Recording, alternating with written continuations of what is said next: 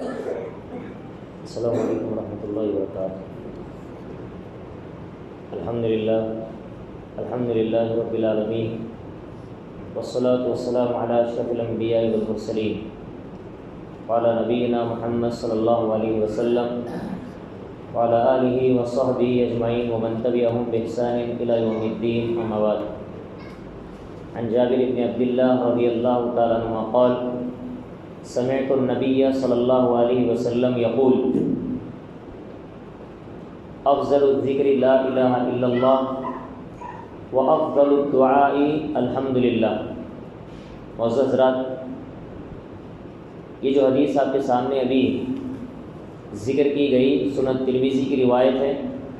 راوی حدیث جابر بن عبد اللہ رضی اللہ تعالیٰ عنہما ہے، فرماتے ہیں کہ میں نے خود سنا نبی صلی اللہ علیہ وسلم کو یہ الفاظ کہتے ہوئے۔ آپ نے فرمایا کہ سب سے افضل ذکر لا الہ الا اللہ ہے اور سب سے افضل دعا الحمدللہ۔ تو اس حدیث کے اندر نبی علیہ الصلوۃ والسلام نے افضل الذکر اور افضل الدعا کے بابت یہ بات بتائی۔ اگر کوئی بندہ اپنی زبان سے سب سے بہتر ذکر کوئی اگر ادا کرنا چاہے تو اس کے لیے بتایا گیا کہ لا الہ الا اللہ سے بڑھ کر افضل کوئی ذکر نہیں ہے۔ تو کثرت کے ساتھ میں ایک انسان ہر ہمیشہ لا الہ الا اللہ کے کلمات کو اپنی زبان سے جاری کرے گا۔ یہ اس وجہ سے اس کو افضل قرار دیا گیا کیونکہ اس کلمے کے اندر خالص اللہ سبحانہ و تعالیٰ کی توحید کے براہین، اس اللہ سبحانہ و تعالیٰ کے اس ایک کلمے کے اندر ہر قسم کی توحید جھلکتی ہے، اسی لیے اس کلمے کو سب سے افضل ترین کلمہ قرار دیا گیا۔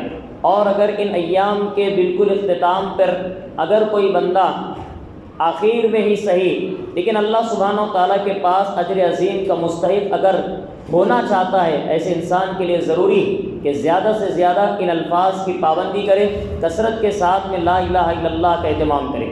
اسی طریقے سے اس روایت کے اندر بتایا گیا افضل الدعا کہ سب سے افضل دعا اگر کوئی بندہ اپنی زبان سے کر سکتا ہے تو کہا الحمدللہ ہے۔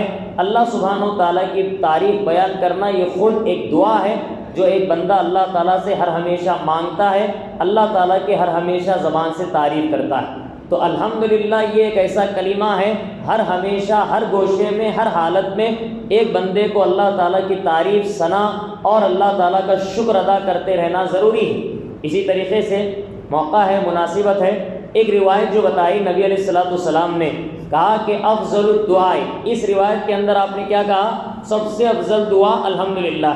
ایک اور روایت کے اندر آپ نے سب سے افضل دعا کون سی ہے اس کے بابت آپ نے کہا افضل الدعاء دعاء یوم عرفہ۔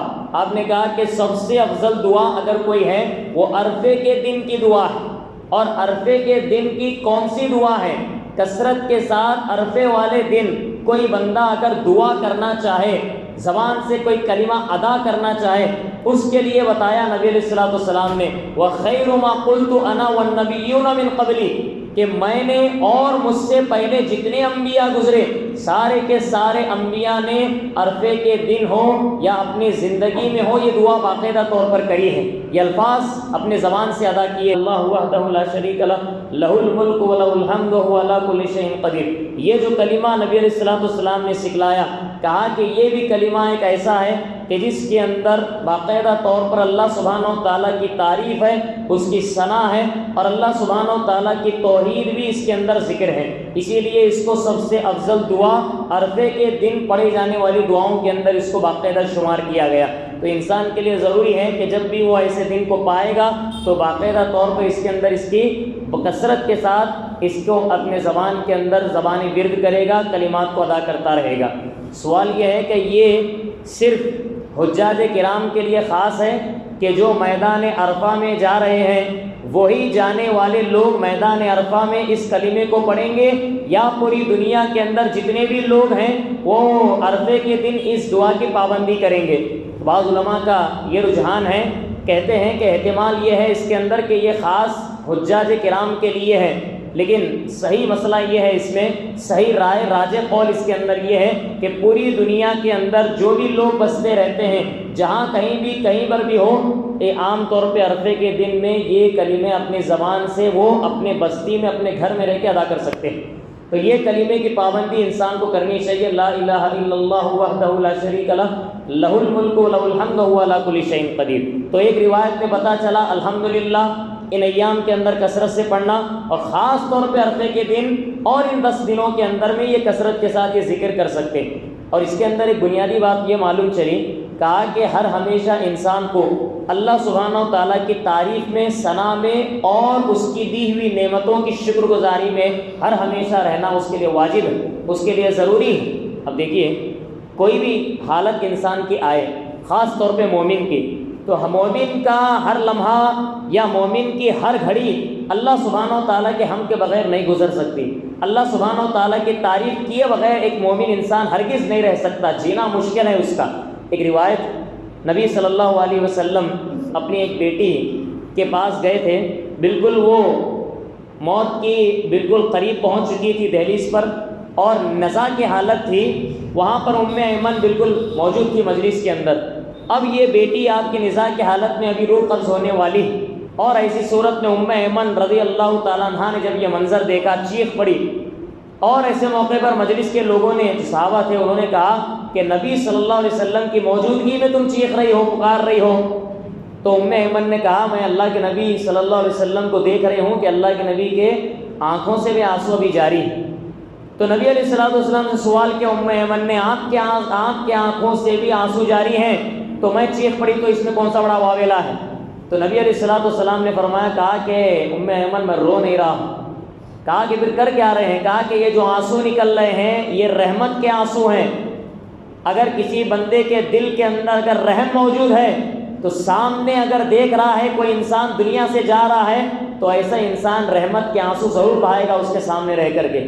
تو کسی کی تکلیف اگر کسی کو ہو، مومن انسان فوراً اپنے دل کے اندر اس چیز کو محسوس کرتا ہے، اور دل سے ہوتے ہوئے آنکھوں تک جاتی ہے، اور آنکھوں سے انسان کے آنسو نکل پڑتے ہیں۔ پھر اس کے بعد کہا نبی علیہ السلام نے، مومن انسان چاہے اس کی زندگی میں جو بھی احوال آئیں، جو بھی صورتحال ہو، وہاں پر اللہ سبحانہ و تعالیٰ کی تعریف کرتا ہے، اللہ سبحانہ و تعالیٰ کی حمد بیان کرتا ہے، حتیٰ کہ اس کے دونوں ہی پہلوؤں میں سے اگر اس کی روح بھی نکل رہی ہو، اب تب چل کر کے بھی ایک مومن انسان کی زبان سے حمد کے کلمات نکلتے ہیں۔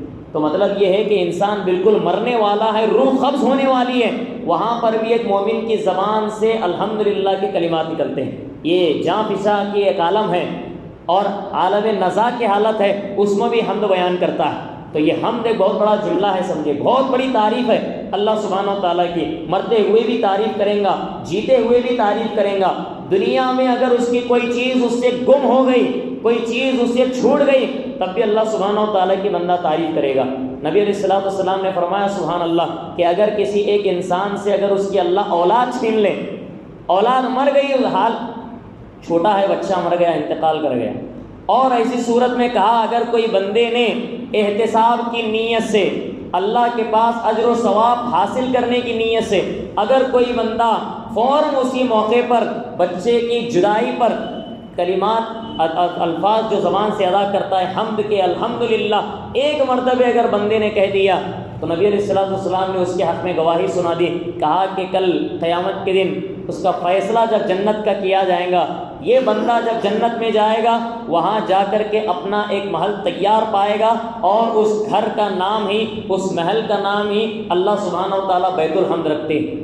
یہ بیت الحمد ہے جو گھر میں اللہ تعالیٰ نے اس کا تعمیر کیا جنت میں، جس کا نام حمد ہے، یعنی اس نے دنیا میں ایک نعمت کے کھو جانے پر بھی اللہ تعالیٰ کی تعریف کی، اللہ کی ثنا بیان کری، اور اللہ سبحانہ و تعالیٰ کا شکر ادا کیا ہے۔ تو انسان چاہے مصیبت میں ہو، چاہے انسان خوشحال ہو، ہر حالت میں انسان کے لیے ضروری ہے اللہ سبحانہ و تعالیٰ کی تعریف بیان کرے۔ حدیث طبرانی حسن درجے کی روایت، نبی علیہ السلام نے کہا کہ سب سے پہلے قیامت کے دن اللہ کی بارگاہ میں جن کو لایا جائے گا وہ حمادون ہوں گے، اللہ کی تعریف بیان کرنے والے ہوں گے، زبان سے ہر ہمیشہ الحمدللہ بیان کرنے والے ہوں گے۔ یہ کون لوگ ہیں؟ آپ نے کہا الذین یحمدون اللہ فی السراء والضراء، کہ یہ ایسے حمد اللہ کے بیان کرتے تھے کہ خوشی میں ہوں تو بھی ہم بیان کرتے، غم میں بھی ہوں تو ہم بیان کرتے، روتے بھی ہیں تو ہم بیان کرتے، مشکل پریشانی میں ہوں تب بھی الحمدللہ زبان سے کہتے ہیں۔ تو یہ حمد کی تعریف ہے۔